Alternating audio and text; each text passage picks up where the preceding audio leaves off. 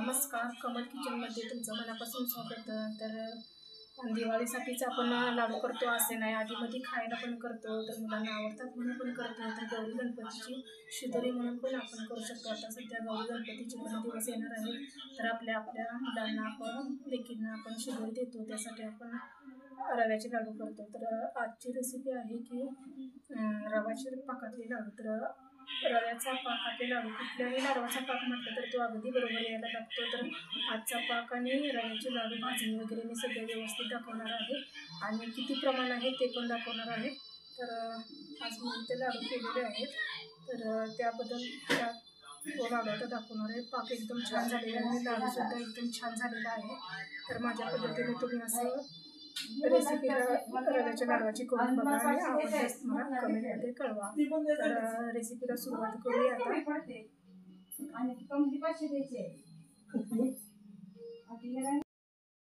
तर मी ते 4 वाट्या रवा घेतलेला आहे.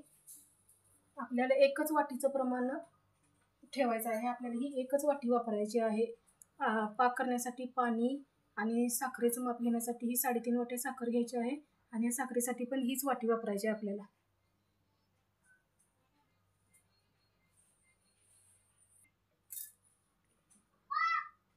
ही आपल्याला 3.5 वाट्या साखर घ्यायची आहे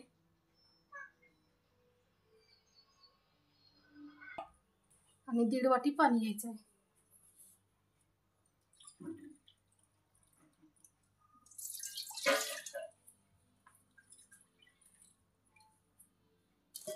तर आपल्याला एकच वाटी वापरायची आहे. आपल्याला सगळ्याला गरा घ्यायला, साखर घ्यायला, पाणी वापरायला.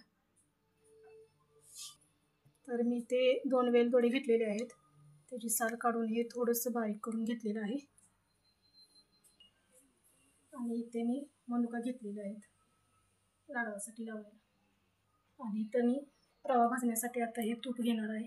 तर तूप आपल्याला जसं लागेल तसं आपल्याला वापरायचं आहे. जास्त पण प्रमाण नाही वापरायचं आणि जास्त पण रवा असा कोरडा नाही ठेवायचा. तर हे आहे आपल्याला रव्याच्या लाडूसाठी लागणारं साहित्य: पाणी, मनुका, वेलदोड्याची पूड, रवा, साखर आणि तूप. तर मी इथे आता गॅस चालू करून घेणार आहे. त्यावरती आता कढई ठेवणार आहे आणि तूप गरम करण्यासाठी टाकणार आहे. तर इथे मी आता तूप टाकतोय.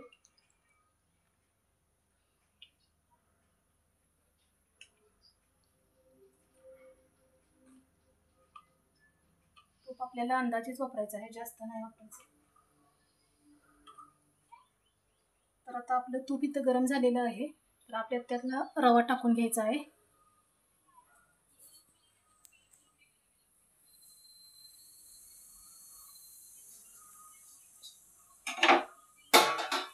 रवा आपल्याला पूर्ण मंद आचेवर भाजायचा आहे, त्यामुळे तो आतला भाजून होईल.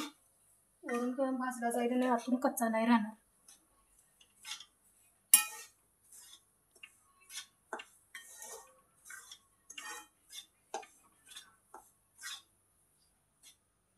तर गॅस मी मंद आचेवर ठेवणार आहे, मध्यम असा, जास्त पण मोठा नाही करणार.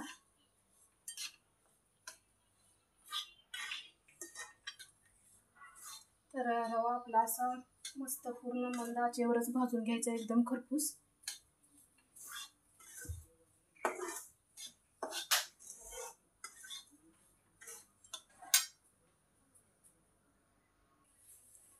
तर तुम्ही बघू शकता की मी रव्यामध्ये जास्त तूप नाही टाकलेलं, जास्त चिपचिप नाही केलेला, असा पूर्ण कमी तुपामध्ये भाजलेला आहे रवा.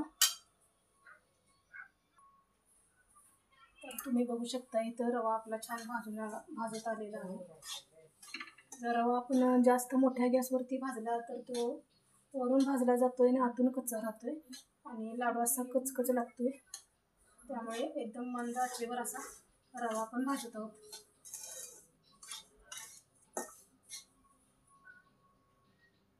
तर तुम्हाला दाखवतोय मी, रवा आपला असा छान भाजलेला आहे.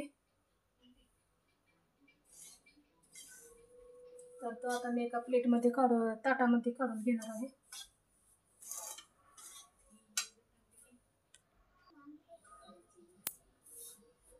तर आता मी गॅस बंद करतोय आणि एका ताटामध्ये काढून घेणार आहे रवा.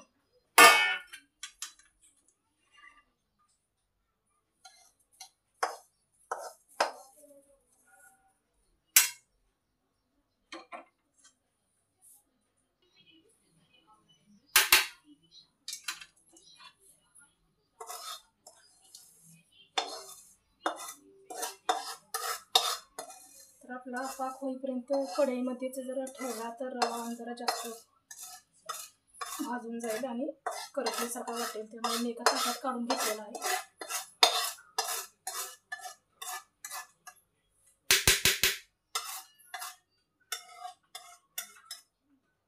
तर आपला रवा आता भाजून झालेला आहे.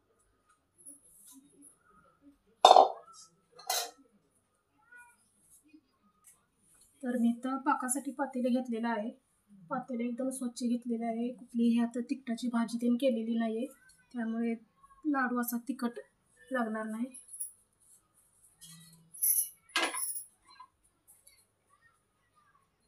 तर मी गॅस गरम करून आता ते पातेलं ठेवलेलं आहे गॅसवरती. आणि मग अशी तुम्हाला मी सांगितलेलं आहे की हे 1.5 वाटी पाणी, मी अजून एकदा तुम्हाला माप दाखवते. हे मी 1.5 वाटीच पाणी घेतलेलं आहे आणि ते एकाच वाटीचं माप ठेवलेलं आहे.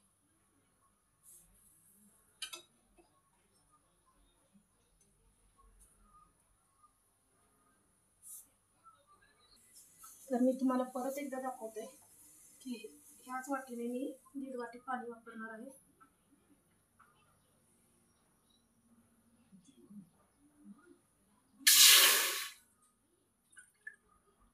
आपलं 1/2 वाटी पाणी.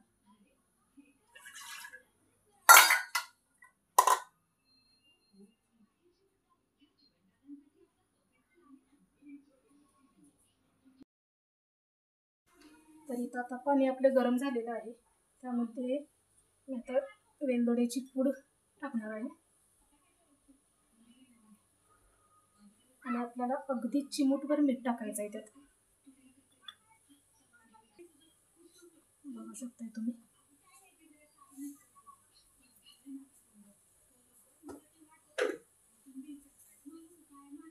तर आता आपल्याला साखर टाकायची आहे. साखर पण आपण 3.5 वाट्याच घेतलेली आहे, एकाच वाटीचं माप घेऊन.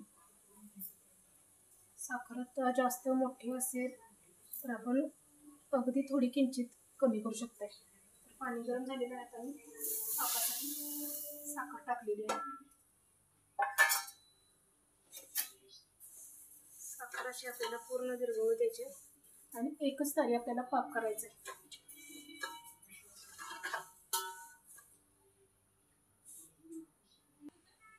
तरी आता आपली साखर इथं विरघळत आलेली आहे. तर तुम्हाला पाक कसा झालेला ओळखायचा ते पण तुम्हाला दाखवतो मी.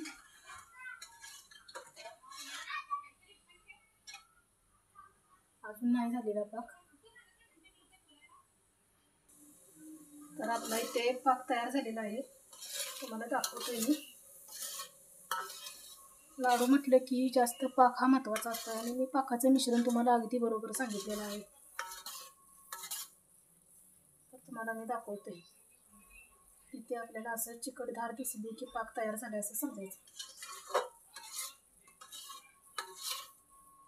तर आता आपल्याला भाजलेला रवा त्यामध्ये टाकायचा आहे.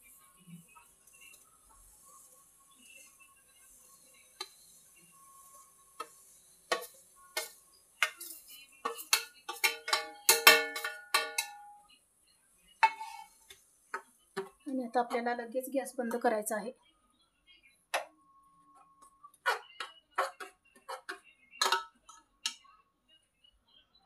तर हे मिश्रण लगेच आपल्याला एका परातीमध्ये ओतून घ्यायचं आहे.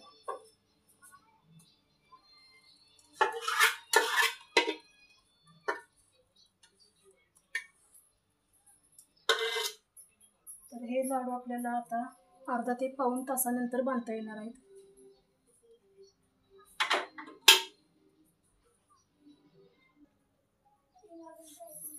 तर आपल्याला आता ह्याच्यावरती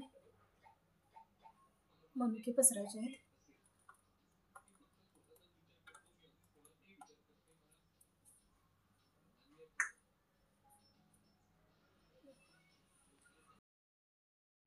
तर मगाशी तुम्हाला दाखवलं आपलं मिश्रण किती पातळ झालेलं आहे. तर ते थंड होईल तसं असं घट्ट होत येते. हे मिश्रण आता जरासं मी हलवून घेणार आणि एकसारखं करणार आहे. तर अजून थोडा वेळ आहे आपल्याला लाडू बांधायला.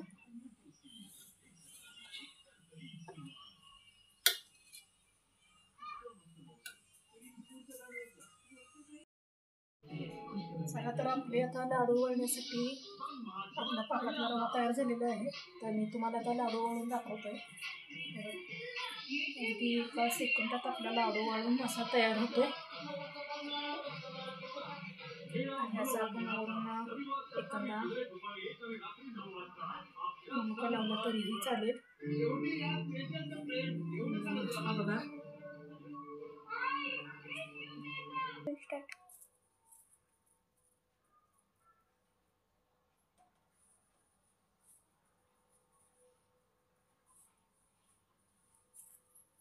तर असे मस्त आपण लाडू छान वळूया.